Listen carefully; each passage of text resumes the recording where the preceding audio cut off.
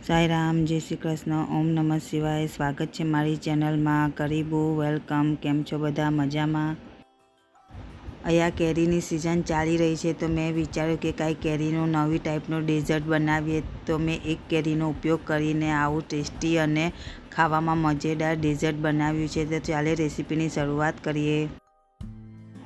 અહીંયા મેં એક કેરી લીધી છે અને તેને મેં વોશ કરી નાખી છે સારી રીતના। હવે આપણે તેને કાપી લઈશું। કેરીના 2 ચીરા પાડી લઈશું બંને બાજુથી, અને જેમ દેખાડ્યું છે એ પ્રમાણે આપણે કેરીના નાના નાના પીસીસમાં કાપી લેવાનું છે।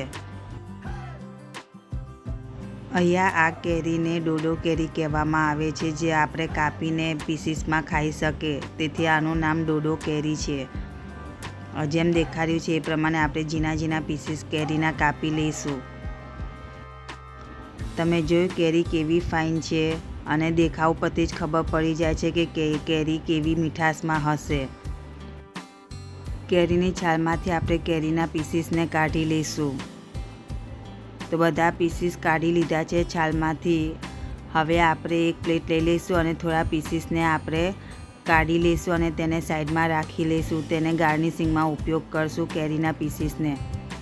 હવે જે બાકીના પીસીસ રહ્યા છે તેને આપણે ગ્રાઇન્ડર જારમાં નાખી દઈશું અને આપણે તેનો કેરીનો પલ્પ બનાવી લઈશું। કેરીના બધા પીસીસને ગ્રાઇન્ડર જારમાં નાખી દીધા પછી તેમાં સ્વાદ અનુસાર આપણે સુગર નાખશું। તમે તમારી ચોઈસ પ્રમાણે વધારે ઓછી સુગર નાખી શકો છો।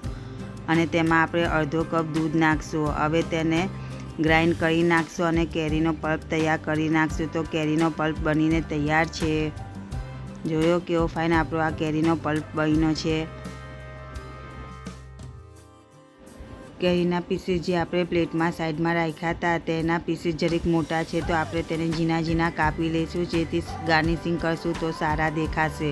તેથી આપણે સૌથી ઝીણા ઝીણા થાય એટલા કાપી લઈશું બધા કેરીના પીસીસને। હવે આપણે એક નોનસ્ટિક કઢાઈ લઈ લઈશું અને તેમાં આપણે જે કેરીનો પલ્પ બનાવ્યો હતો તે કઢાઈમાં કાઢી લઈશું। હવે કેરીનું આ ડેઝર્ટ બનાવવા માટે અગર અગર પાવડરનો ઉપયોગ કરશો। જો તમારી પાસે આ ના હોય તો તમે કોર્નફ્લોરનો પણ ઉપયોગ કરી શકો છો। હવે આપણે તેમાં 1 ચમચી જેટલો અગર અગર પાવડર નાખશું કેરીના પલ્પમાં।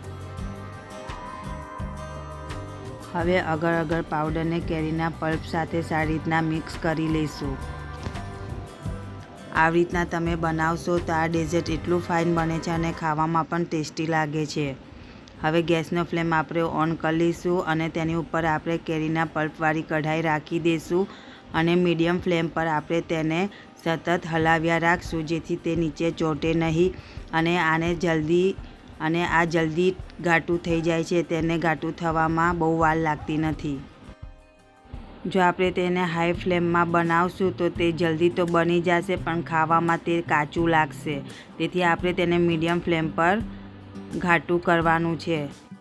થોડી મિનિટ પછી તમે જોશો તો આપણું આ મિશ્રણ ઘાટું થઈ ગયું છે। તો હવે તેને વધારે કૂક કરવાનું નથી। તો હવે ગેસનો ફ્લેમ બંધ કરી દઈશું અને તેને નીચે ઉતારી લઈશું ગેસ પરથી। અહીંયા મેં ડોનટ બનાવીએ તે સિલિકોન મોલ્ડનો ઉપયોગ કર્યો છે। હવે તેમાં આપણે પહેલાં ડ્રાયફ્રૂટ્સ નાખશું। અહીંયા આગળ મેં બદામ, પિસ્તા અને કાજુને ખમણી નાખ્યા હતા અને તે નાખશું। હવે જે આપણે કેરીનો પલ્પ તૈયાર કર્યો તો તે આ ડોનટવાળા મોલ્ડમાં નાખશું અને તેમાં પાથરી દઈશું ચારે બાજુ। તમે મારા આ વિડીયો કયા ગામમાંથી કે કયા શહેરમાંથી જોવો છો તે અમને કોમેન્ટમાં જરૂરથી બતાવજો અને તમારો અનુભવ પણ અમારી સાથે શેર કરજો। અને હું તમને નવી નવી કેવી રેસીપી શીખવું તે પણ અમને કમેન્ટ બોક્સમાં જરૂરથી કહેજો। કેરીનો પલ્પ ડોનટના મોલ્ડમાં પથરાઈ ગયા પછી તેની ઉપર આપણે ડ્રાયફ્રૂટ્સથી ગાર્નિશ કરશું અને ગાર્નિશ થઈ ગયા પછી આપણે તેને 10-12 મિનિટ માટે ફ્રીજમાં ઠંડુ થવા વાસ્તે રાખશું, જેથી તે સારી રીતના સેટ થઈ જાય। ફ્રીજમાં રાખવા માટે રેડી છે।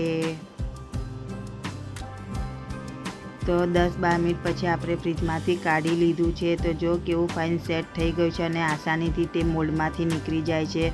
તો આ બધા આપણે કેરીના ડોનટ્સને મોલ્ડમાંથી કાઢી લઈશું અને એક પ્લેટમાં રાખી દઈશું.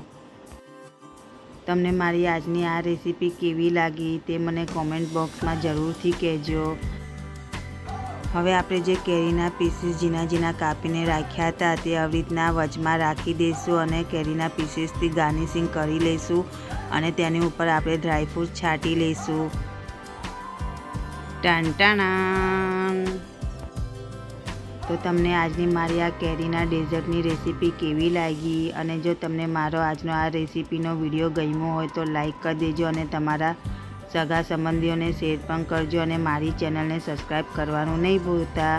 તમે પણ કેરીની સિઝનમાં આવી રીતના ડેઝર્ટ બનાવો અને તમારા ઘરમાં બધાને ખવડાવો અને કેરીનું ડેઝર્ટ આ રીતના બનાવશો તો નાના મોટા બધાને ભાવશે. તો ચાલો હું જાઉં છું, ફરીથી મળશું એક નવી રેસીપી સાથે, એક નવા અનુભવ સાથે. બાય બાય, ક્વાહેરી, એન્જોય.